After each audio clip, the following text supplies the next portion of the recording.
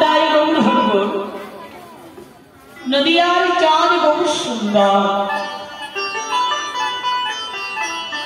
নদিয়ার পক্ষে দুটি বাহু প্রসারিত করে গৌর হরি আমার দাঁড়িয়ে আছে।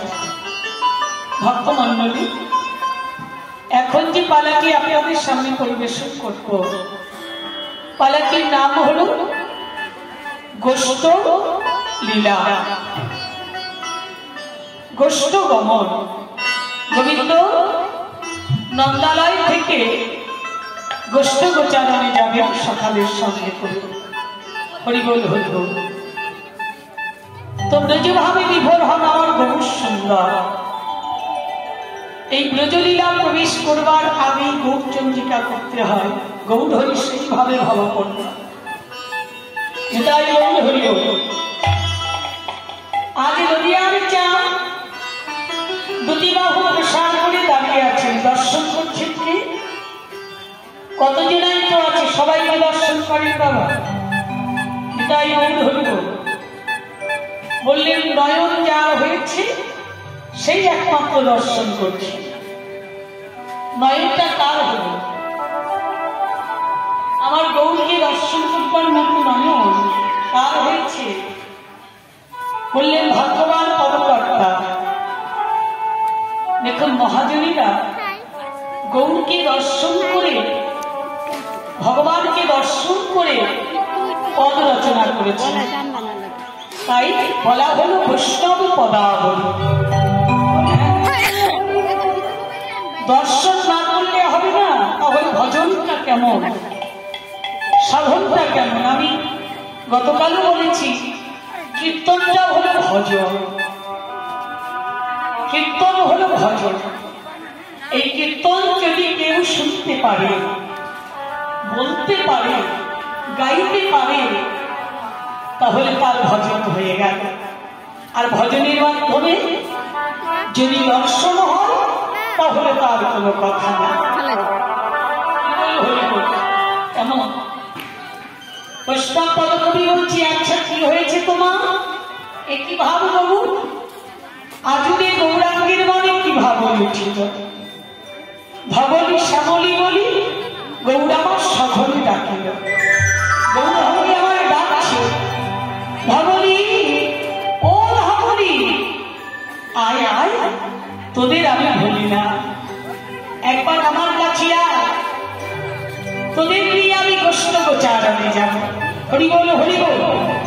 পদকর্তা বলছেন, আচ্ছা বুঝতে পেরেছি গৌর হরি, তুমি বৃন্দাবনের কথাটা আজ তোমার নবদ্বীপে মনে পড়েছে, তাই তুমি ব্রজভাবে নিব, তুমি ভাবনী শ্যামলী বলে ডাকছ।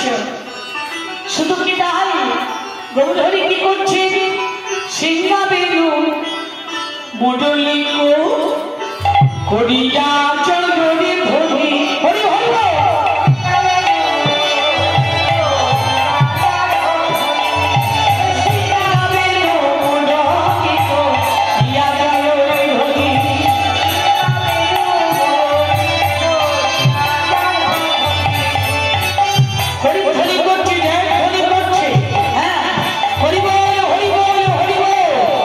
সবাই মিলে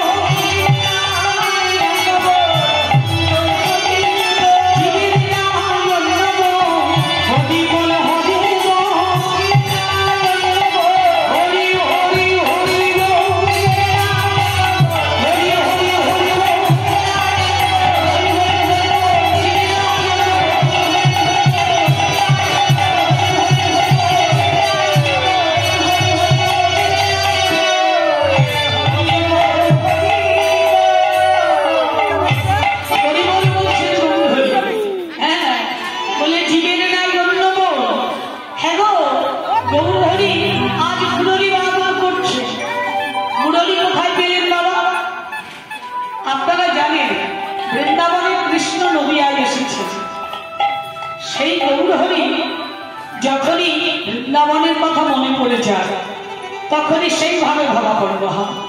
হরি বল হরি বল। আজ গৌর হরি আমার মুরলী বাদন করছে। মুরলী কোথায় পেলেন? না না, ত্রিভঙ্গ বঙ্কিমঠামে দাঁড়িয়েছে। আর কি করছেন গৌর হরি? না বদনে কর দিয়ে, বদনে কর পুড়ে দিয়ে, অঙ্গুলি পুড়ে দিয়ে বদন বাজাচ্ছেন। মনে হচ্ছে যেন সেই মুরলী মুরলী বাজাচ্ছেন গৌর হরি। হরি বল হরি বল। হ্যাঁ, বদনে কর পুড়ে দিয়ে, অঙ্গুলি পুড়ে দিয়ে গৌর হরি আমার মুরলী মতো করে দেখো বদনে বাজাই গো।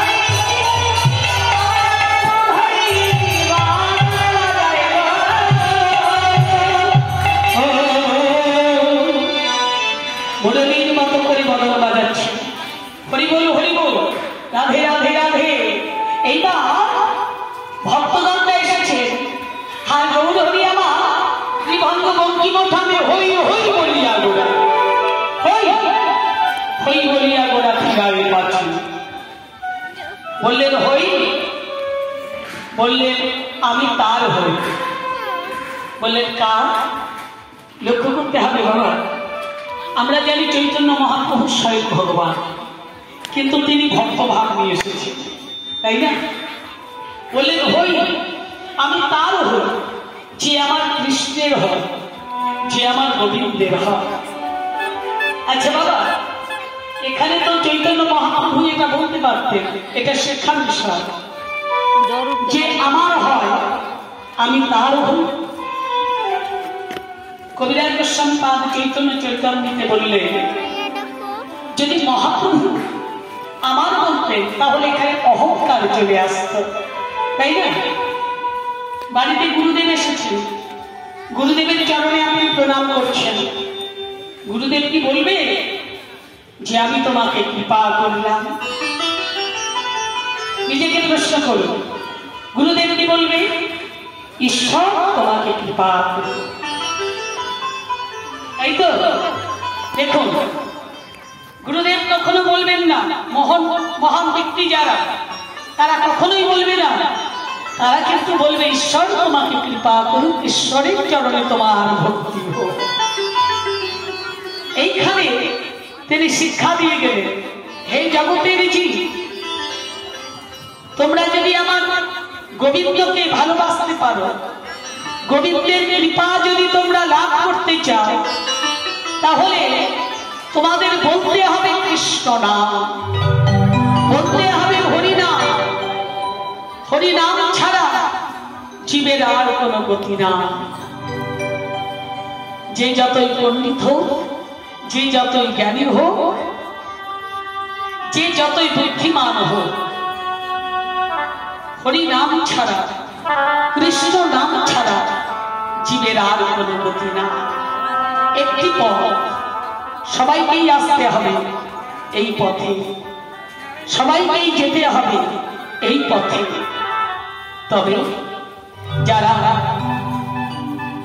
আমার গৌরকে ভালোবাসতে পারে, হরিনামকে নিয়ে, কৃষ্ণ নামকে নিয়ে যেজন গাইতে পারে, যেজন জপতে পারে, কৃষ্ণ নাম জপ, হরিনাম যেজন বলতে পারে, হ্যাঁ গো, কৃপা কি না করে পারবে? কৃপা করে পাওয়ার নামই হলো কৃপা। যদি কেউ বসে থাকতে পারে আপন ঘরে, তার দিকে যদি কারোর লক্ষ্যটা থাকে, হরিবল হরিবল, তার দিকে যদি লক্ষ্য থাকে, তাহলে গৌরেরও তার দিকে লক্ষ্য থাকবে। দেখুন, ভক্ত যদি ভগবানকে ভালোবাসে, তার প্রতি অভিমান করা যায়, তার প্রতি অহংকার নয়, অভিমান অহংকার নয়, অহংকারে হারাতে হয়। ছোট্ট করে একটি কথা বলি, মহাপ্রভু যখন সন্ন্যাস নিলেন, নবদ্বীপের কথা বলছি, তিনি সন্ন্যাস নিয়েছেন, সন্ন্যাস নিয়ে শান্তিপুরে এসেছেন। মা এসেছিলেন শান্তিপুরে, তো সব ভক্তগণ গৌরহরিকে দর্শন করতে এসেছে। সব